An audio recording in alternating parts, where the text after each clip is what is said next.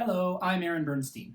By now, you already know that the 5 chord has a strong tendency back to 1, so much so that we call 5 to 1 the authentic cadence. But this time we're going to add a note on top of our 5 chord, and we'll get 5-7. And this is going to supercharge it and make it want to go back home even more.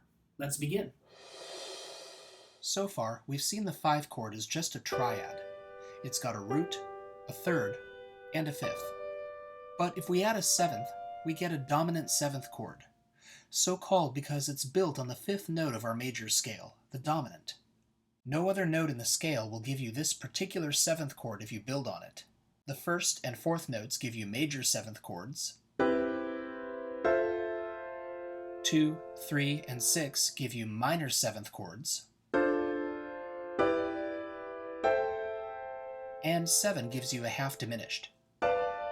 So when we build a 7th chord on 5, we call it 5-7, and it now has an even stronger tendency back to 1. This is because it has 2 tendency tones. Its third is the leading tone, T, and its 7th is Fa. Listen to how these 2 tones resolve. T, of course, wants to resolve up to Do, and Fa can't help but fall back down to Mi. Listen for these tones again in the full chord. So remember how these tendency tones resolve, T up to Do, and Fa down to Mi. Here's an excerpt from one of Brahms' variations on the theme of Handel.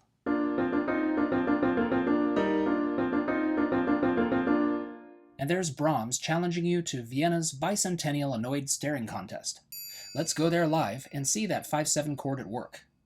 We're going to write this out in our usual 4-voice texture. Here's our melody in the soprano. Next voice, the alto. Then our tenor. And finally the bass. All together now.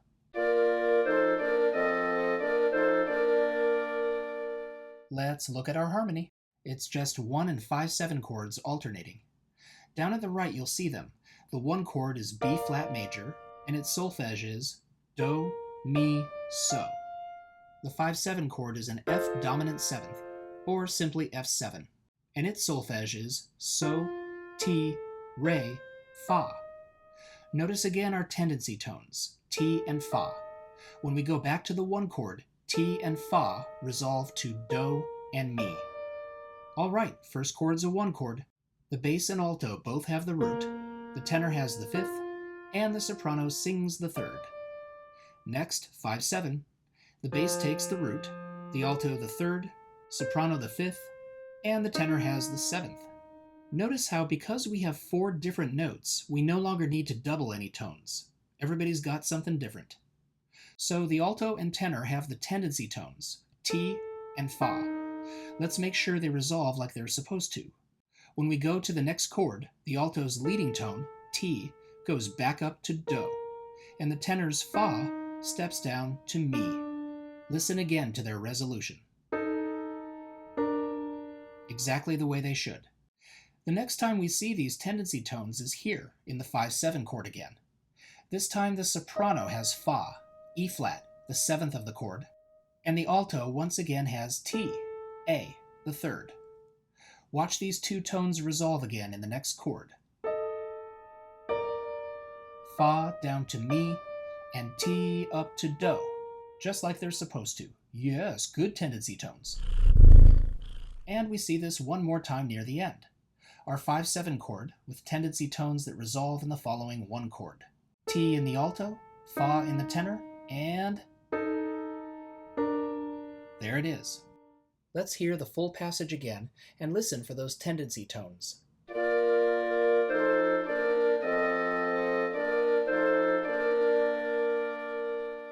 All right, the last example showed the 5-7 chord in root position only. But like any 7th chord, it can be used in inversions. Let's fast forward to the holidays.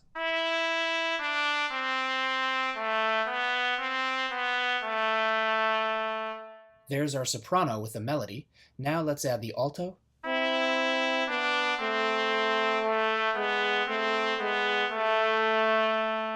Next, the tenor voice.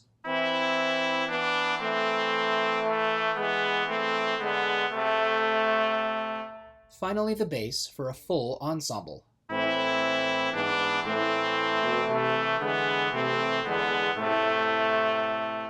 So we're in the key of A minor now, and you can tell from the G sharp that we're using harmonic minor, raising that seventh note of the scale so that our 5 chord can be a major triad.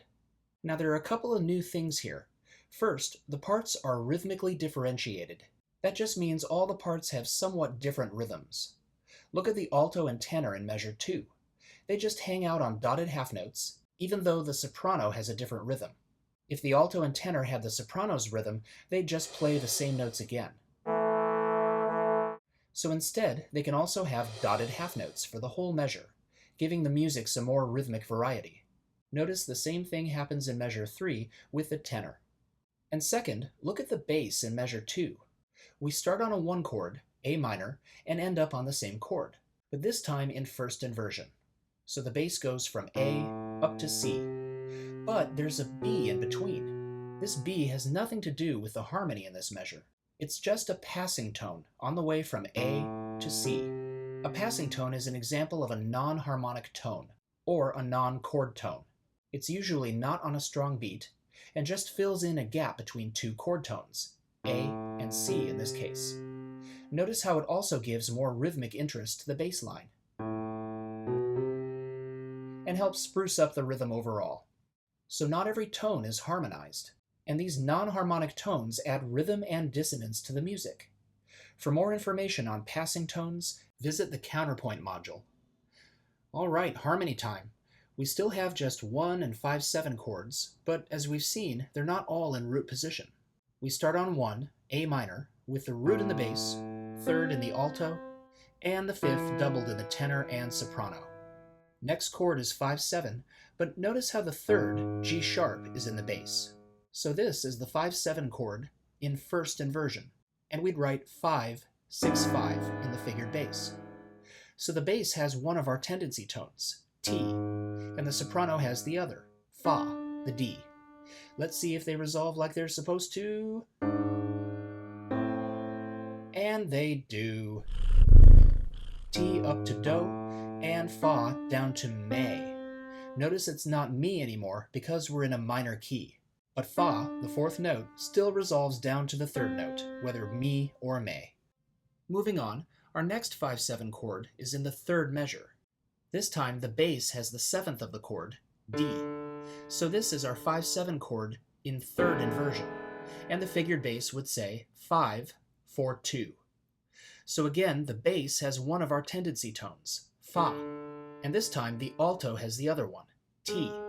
Watch those tendency tones resolve. Just like they should.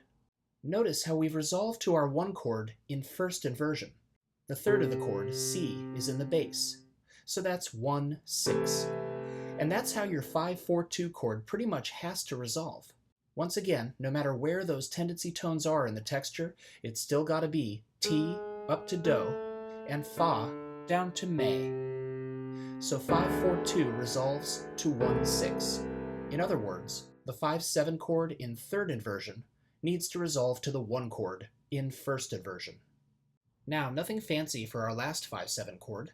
The bass jumps down to E, the root of the chord, so this is our 5/7 in root position. The alto has T once again, and this time our tenor takes Fa. Tendency tones, resolve. And because our chords are both in root position, we get a nice, strong, authentic cadence. Here's the whole passage now showing the tendency tones resolving.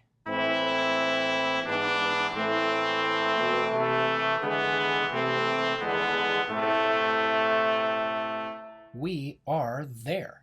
Time for a recap. First, if you're not already hearing those tendency tones in your dreams, you will be.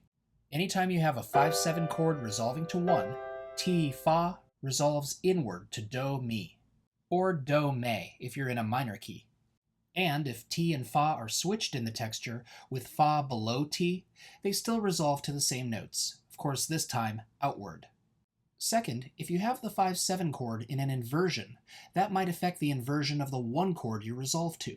If the 5-7 is in first inversion, or 5-6-5, T is in the bass, and it has to resolve up to Do. So we end up on a 1 chord in root position. Let's try the 5-7 in second inversion, 5-4-3. The bass doesn't have any tendency tones this time. Fa and T are up above, so the bass can either move down to Do or up to Mi. You can therefore end up either on a root position 1 chord or on 1-6, first inversion. However, if your 5-7 chord is in third inversion, 5-4-2, then the bass has Fa, and that definitely needs to resolve down to Mi. So 5-4-2 must resolve to 1-6. Finally, the strongest authentic cadence will be achieved with your 5-7 chord in root position, resolving to 1, also in root position.